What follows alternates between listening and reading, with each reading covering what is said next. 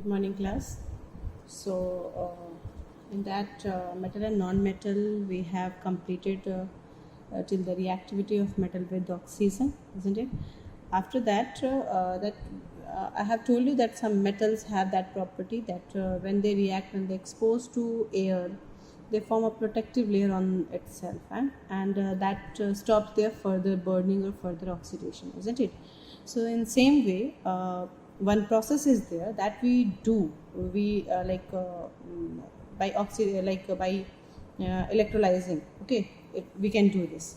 So by producing that electricity, by passing the electric current, we can do this.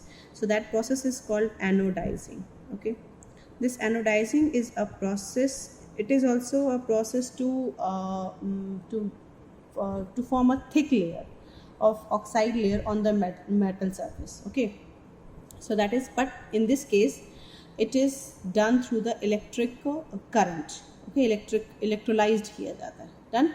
So what we do, it is this formation of, let me write this definition: formation of a thick oxide layer. Here it is a point thick, okay. So thick layer of a thick oxide layer of alumina. Basically we talk about this anodizing word, we talk about aluminium only, okay. So alumina is Al2O3, got it. So on aluminium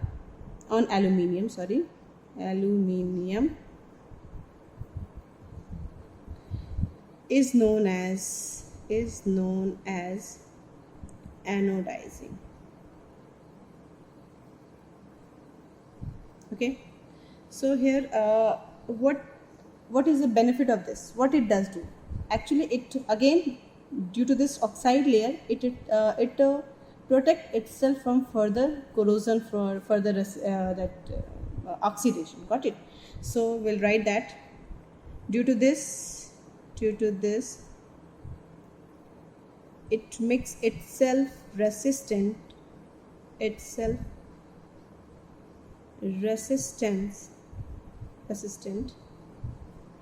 to further corrosion, or we can write further oxidation, okay, further corrosion. Hope it is clear. Yes. So in this the process you have to go through with this NCERT. I'm just summarizing it, the topic. In this process, what we do, we take a clean aluminium, okay, and aluminium will work as an anode. There is a in physics we have might be your people have done that electricity chapter, so you know that electrochemical cell, and there is a cell in which electrolytic cell you have done, sorry. So there is a two electrodes, one is anode, another is cathode, isn't it? So the same way we have to do, okay. So here the anode will be made up of aluminium, and the solution which we take, that will be of dilute H2SO4. When the electric current is passed through this H2SO4, due to this H2SO4, the oxygen gas released on the aluminium, got it. And this oxygen gas which is released due to this H2SO4 will react with the metal which is present already on that anode. And what is that? Aluminium. So aluminium and oxygen released by the electrolysis of this H2SO4 will combine together to form alumina, Al2O3, and that will be a little thick, got it. It will be a thick layer. So hope it is clear. Yes. So let's move to next heading, and next heading is reaction of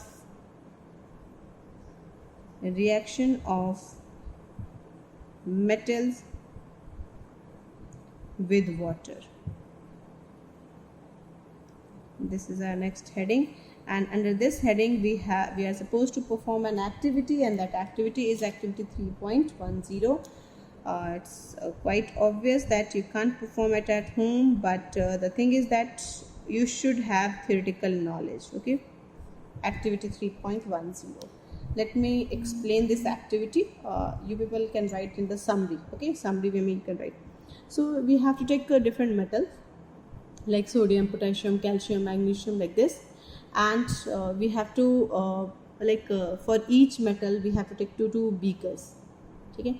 And in each for one beaker it will be cold water, another in hot water. So what we have to do, we have to observe that by adding the metal first in the cold water, like add sodium in the cold water, then magnesium also cold water, then calcium, then what we have taken, potassium, add in the cold water all. Okay, and check the observation. Similarly, in another case, put some metal in hot water and then check the observation. Got it? So this is the activity 3.10. So what you will observe in that some metals, you will observe that some metal will react even in the cold water and catches fire, vigorous fire it will produce, isn't it? Similarly, for some metals you'll see that it is not reacting even with the hot water also, cold water CB, and neither with the hot water. For some metal you will see that it is not reacting with the cold water but reacting with the hot water. So something like this. This will be the conclusion. This will be the observation. So on that observation, based on that observation, you have to arrange them in the reactivity series. Okay, and that is the activity. So just write in the summary. Okay, what I am going to write. So in this case, we have checked that the sodium is so reactive element that it reacts even with the cold water. Okay, so sodium even with cold water reacts vigorously, or we can say that it catches fire. Sodium and potassium both, sorry, I have not mentioned, I am mentioning it catches fire. Got it? Sodium and potassium both.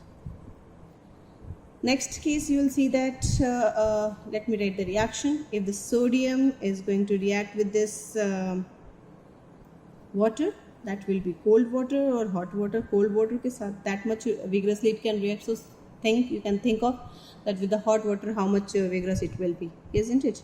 So this is, and it will form NaOH and H2. So this, with this lots of amount of high heat. I should write only heat, but I have written, so got it. Heat energy. Got it? Any problem in this?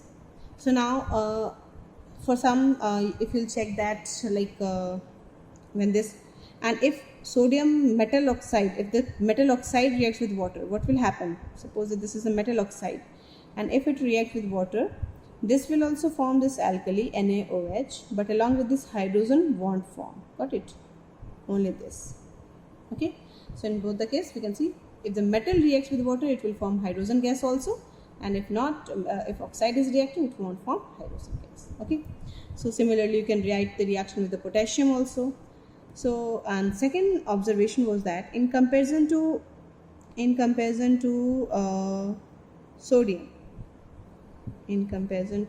sodium,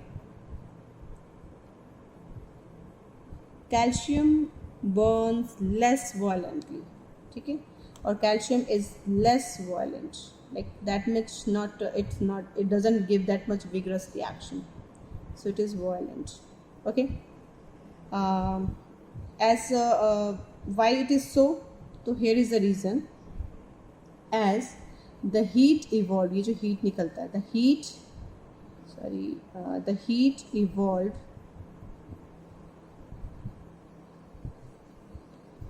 by the reaction is not sufficient for catching fire. Okay, so that is the reason. Anybody can ask, you should learn this. As the heat evolved by the reaction is not sufficient for catching the fire. This is an important point. Okay, and what next observation you can see in that also? First, though, it won't give you any heat. Okay, and second, you will see that it started floating on that surface. Second observation, you can say that calcium starts floating on the water surface, water surface. Can you tell me what is the reason behind it? Water surface. The reason is that here, if it reacts like calcium, it reacts with water, what it will form? It will form the CaOH whole twice and this H2, isn't it? Here also heat will be there, but very low heat. Okay, we can say low heat, very less. Okay, so calcium when it dissolves in water, it starts floating due to this hydrogen gas. As the evolved hydrogen gas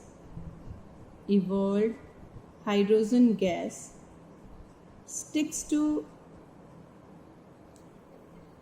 calcium hydroxide and makes it float.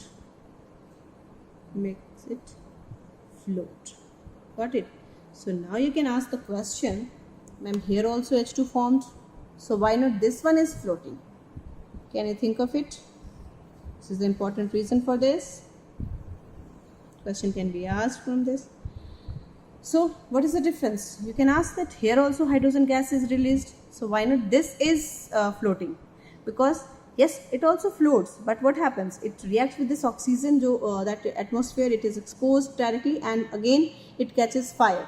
So if it floats, then also it will catch fire. So we can't see it as a floating. But in this case, since it is not catching the fire, so you can see that this one is floating on the surface. Hope it is clear. Third observation, what we will observe, that magnesium doesn't react with cold water. Magnesium doesn't react with cold water, but yes, it doesn't react with cold water, but at the same time it reacts with the hot water, but reacts with hot water. Got it? And it will give you the same reaction, same observation as the calcium gives. This Mg, when it reacts with this water, but water ki jagah pe aapko what you have to write? You have to mention this hot water. Got it? Then it will give you MgOH whole twice along with this hydrogen, and this hydrogen will again stick with this magnesium and it will make it float on the water surface. Same. Got it? So this is the reaction. And if next observation we will check for few metals like iron, aluminium and zinc, they don't react, they neither react with cold water nor with hot water. But if you will take that, if you try to make the react them with the steam, that will react. Okay, but reacts with steam. So this is very important thing, that you are supposed to mention that steam. Got it? So like if we are using the reaction, you can use this Fe. If Fe reacts with water, it will give you Fe3O4 plus H2.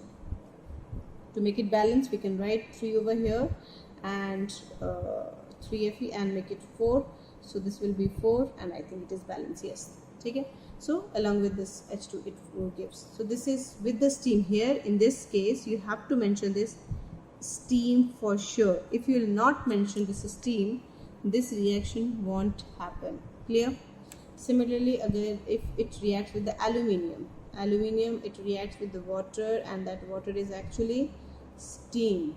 So it will, steam means vapor, you know. So this will give you Al2O3 plus H2.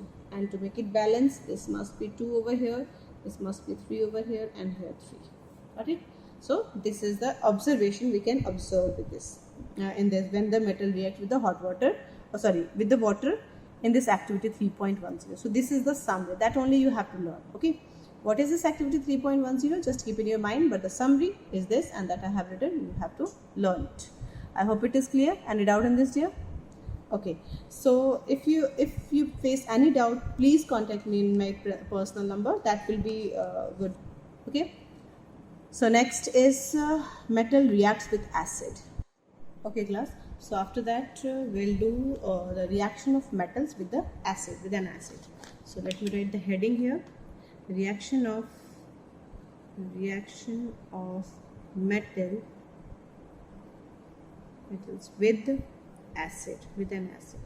Okay, so here also there is an activity, and that activity is 3.11. Got it?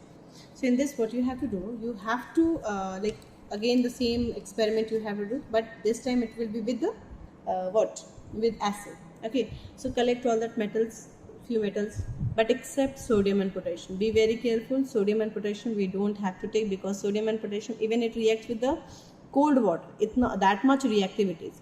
So we can't try to react it with the acid, because it will be highly explosive. Got it?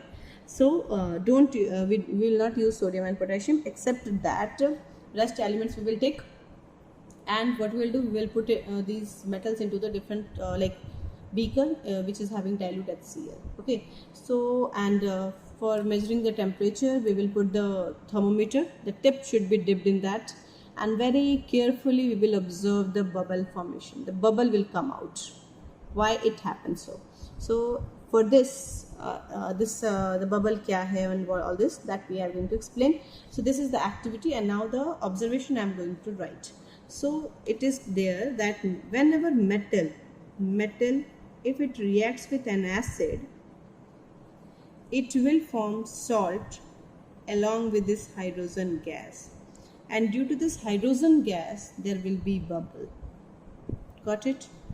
So any substance, you can write that any substance which react with an acid to give hydrogen gas is metal.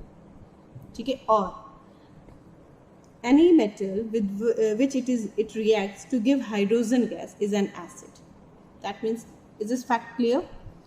Whenever metal will react with an acid, it will surely form hydrogen gas. 98%. There is exception, few exceptions are there that I will tell you. Okay, so it is said that any substance, if it reacts with metal and gives hydrogen gas, it will be surely an acid. This fact we will use many times in higher classes also. Okay, so this is the main thing, that whenever the metal reacts with an acid, it forms salt along with the hydrogen gas. So now just start with the reaction. If zinc reacts with HCl, the first reaction, okay, it will give you ZnCl2 plus H2. Same, there is no problem at all. Similarly, if we make it react with aluminium, it will give you, no, I think it's not 3HCl, AlCl3, and here 3H2, so it will be 6 over here, and this will be 2 over here. So this is the compound, that metal whenever it reacts with HCl, it will give you H2.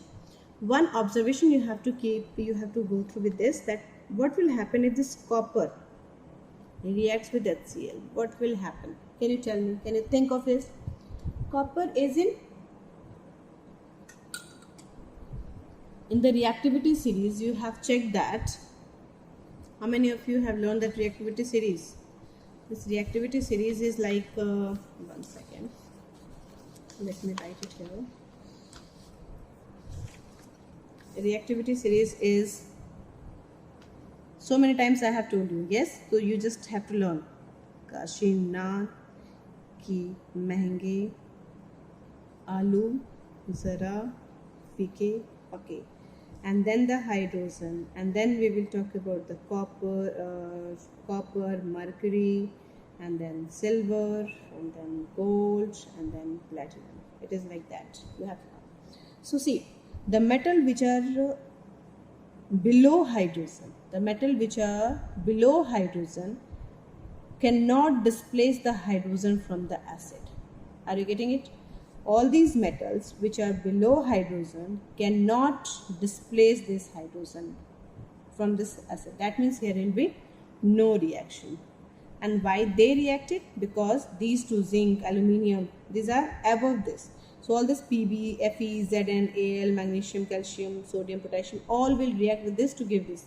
But we will not talk about the calcium and potassium. Why? Because they are very highly reactive, isn't it? So we will not do.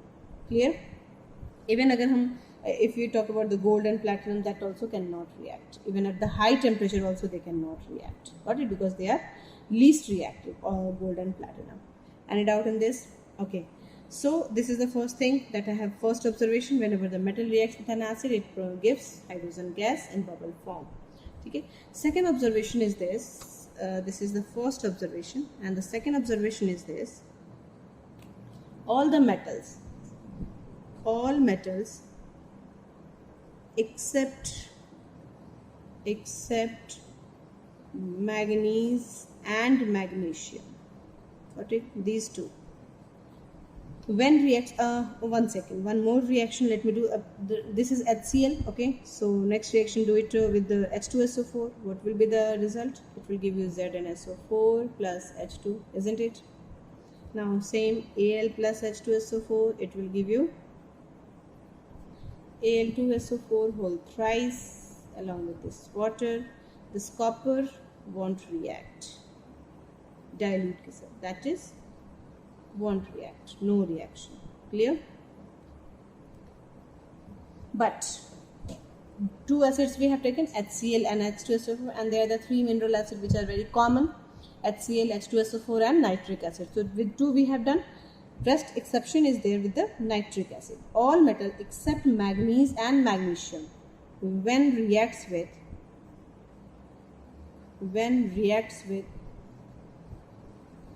HNO3, nitric acid, got it? Nitric acid, they form water instead of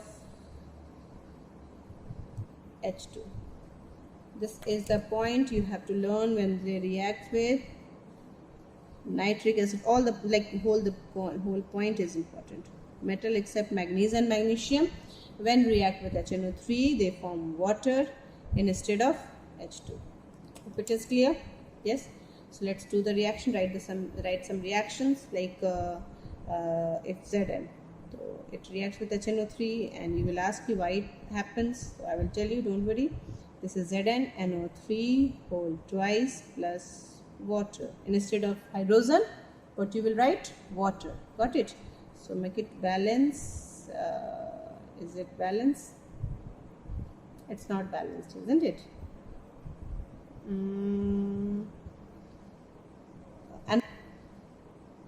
And along with this, yes, I forget it. One thing I want to tell you, along with the, let me write, along with the nitrogen oxide.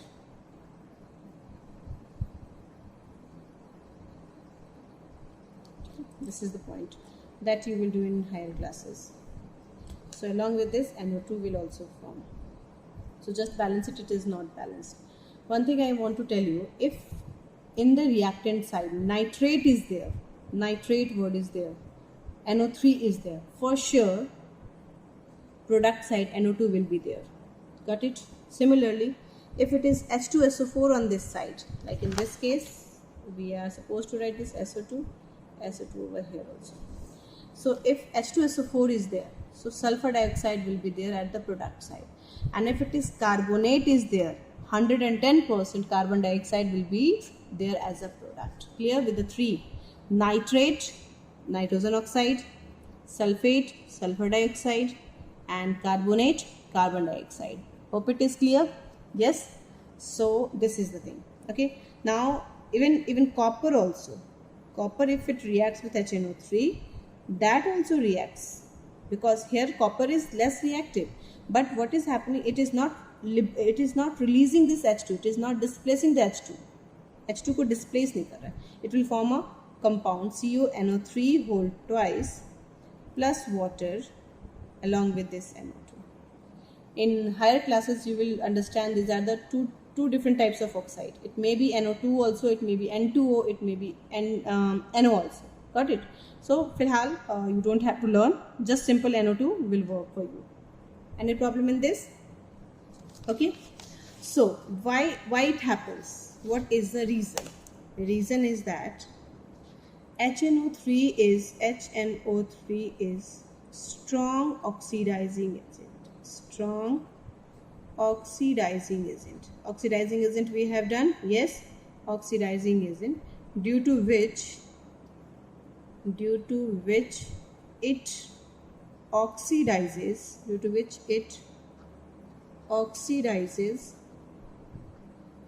the liberated hydrogen H2 gas in water. So जो H2 gas should be liberated over there, but that H2O will be oxidized into H2 will be oxidized in H2O due to this strong acid. So this is the point, important point. You are supposed to learn this point. Question will be asked from this point. Clear? Okay. But I told you exception is there, manganese and magnesium. So what will happen if manganese or magnesium they react with this? Then it will liberate H2 only. Matlab, it's not going to convert into H2O. Got it? Rest will be the same. Nitrate will be there, it will form, and NO2 gas will be there. Maybe in your book it is not given. That doesn't matter. Okay. But actual reaction is like this. NO2 should be there. It will form. Similarly, magnesium, if it reacts with HNO3, it will give you MgNO3 whole twice. So although HNO3 is here, but in this case with the manganese and the magnesium, it won't give you H2O. It is simply H2. Yes? So this is exception. I hope it is clear. Clear? Yes? So let me move, let me proceed. Yes? Any doubt in this? Now, there is a note point, and that is a very important point in your class, in your notebook. It is given aqua regia. Aqua regia is also known as gold water. Also known as gold water. Can you tell me why it is gold water or royal water? Or the royal water? Because only this aqua regia has the capacity, has the power to dissolve the gold. Otherwise, gold cannot dissolve in any of acid. Whatever the acid you are using, whatever the concentration you are using, the gold is not going to dissolve in that. Only this aqua regia has the tendency, has the power to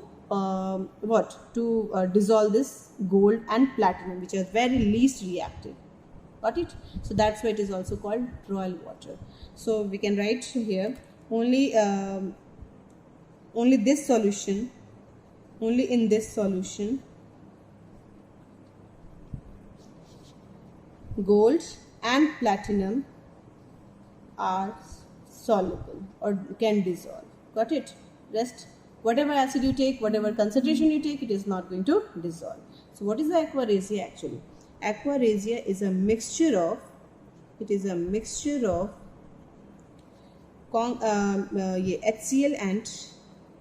and HNO3. Conc HCl, concentrated HCl, conc HCl बोलते हैं इसको, ठीक है, and conc HNO3, concentrated HNO3. That means concentrated I have taught you, and that where the acid amount will be higher, water amount will be less, isn't it? So this is concentrated HCl and concentrated HNO3. When they react with each other, when they mix with each other in 3:1 ratio. This ratio is also very important. If you change this ratio, it will be something different. Got it? So you have to keep in your mind, this is concentrated and this is also concentrated in 3:1 ratio. This is called aqua regia, and this is the only solution which can dissolve gold and platinum. Got it? Any doubt in this? So hope all this point, whatever I have explained, that is clear. You are supposed to write that activity 3.11, but don't write that whole activity, just write the summary. This is the summary. I hope it is clear. Okay, and next heading is reaction of metal with the solution of other metal salt. So that we will do in next class. So by the time, thank you class.